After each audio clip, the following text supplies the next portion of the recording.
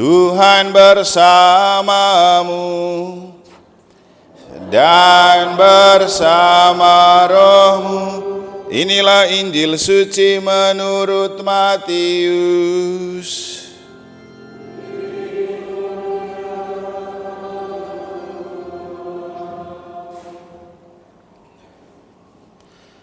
Pada suatu hari, Yesus mengucapkan perumpamaan ini kepada murid-muridnya.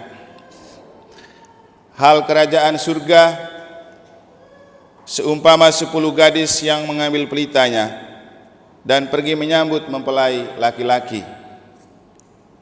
5 di antaranya bodoh dan 5 bijaksana.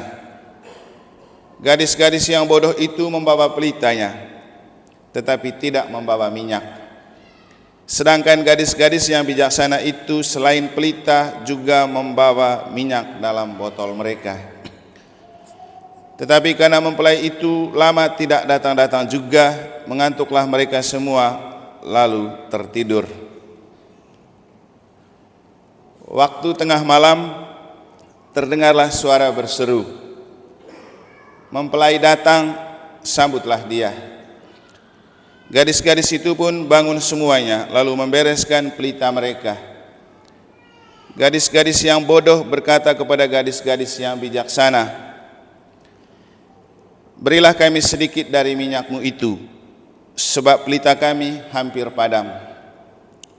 Tetapi gadis-gadis yang bijaksana itu menjawab, "Tidak, nanti kami tidak cukup untuk kami dan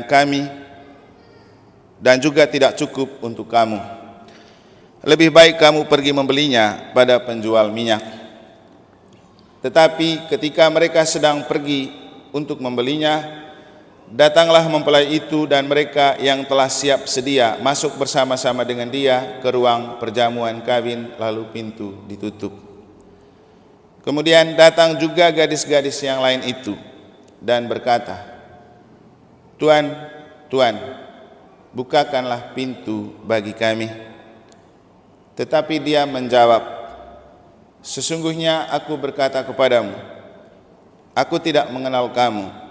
Karena itu berjaga-jagalah, sebab kamu tidak tahu hari maupun saatnya."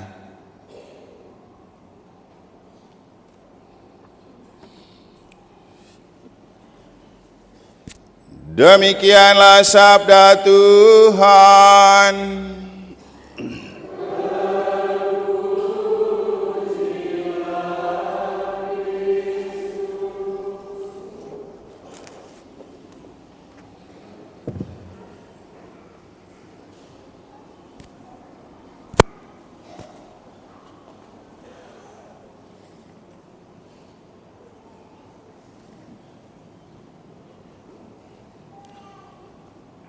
Orang yang bijaksana akan selalu bersikap berjaga-jaga, dan orang yang berjaga-jaga selalu berusaha untuk bersikap bijak.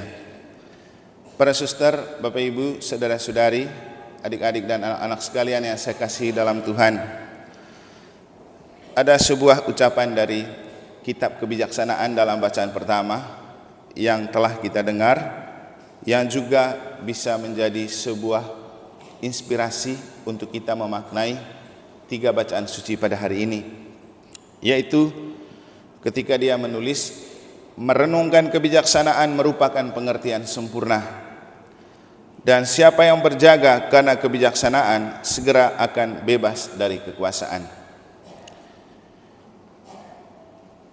Sikap bijaksana tidak terlepas dari sikap berjaga-jaga. Dan berjaga-jaga artinya, seperti yang pernah saya katakan beberapa saat lalu, berjaga-jaga berarti berpikir antisipatif dan bertindak preventif. Artinya, kita mencoba membayangkan sesuatu dengan risiko yang akan terjadi dalam pikiran kita. Sedangkan preventif artinya mencegah agar sesuatu yang lebih parah atau yang menyusahkan itu tidak terjadi.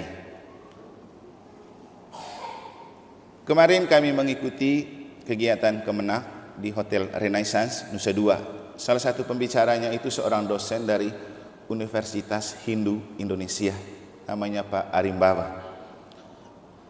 Dia berbicara tentang bagaimana kita menyikapi sesuatu tidak berdasarkan asumsi.